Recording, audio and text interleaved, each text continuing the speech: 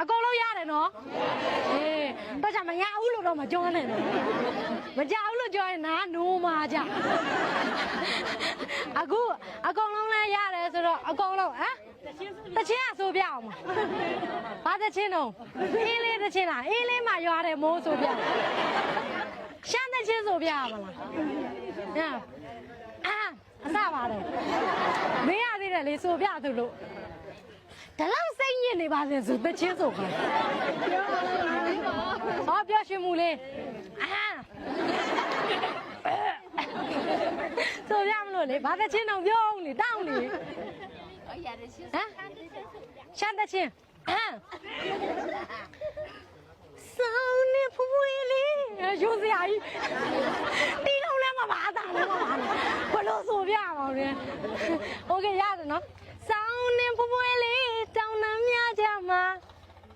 စိုးလေတယောက်တစ်ပိုက်လေပြသမယ်နော်စောင်းနေဖူးဖွေးလေးတောင်းနှမ်းများကြမှာအဲ့ကျွန်တော်တို့မျိုးလေးကိုအလေတစ်ခေါက်ရောက်လာပါလားလို့ဘာနေဝါနေဒီမမစားသားမရမှာကြောက်လို့ပါသူက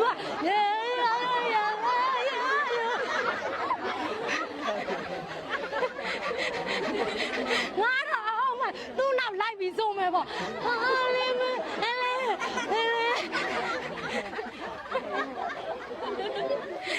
လာ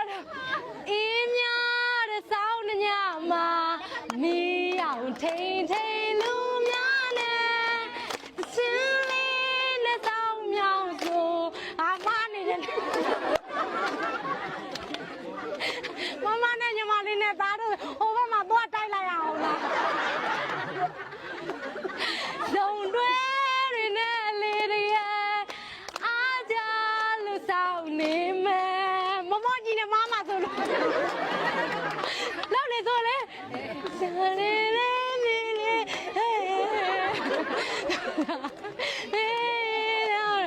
တပွဲလုံးမှာသူတယောက်ပဲရတယ်ဆိုတော့ဆိုပြချင်းပါလေတီးလုံးပါမှာတန်းစင်နေစားသားတွေကမှန်တာလေနော်အခုအချောက်တိုက်ကြည့်ကြတော့နော်အယူကြီးမြောက်တက်နေပြီလို့ကဲအားလုံးပဲဒီခုနှစ်သားသမီးတွေအားလုံးစိတ်ချမ်းသာခြင်းကိုယ်ချမ်းသာခြင်းတွေနဲ့ပြည့်စုံကြပါစေ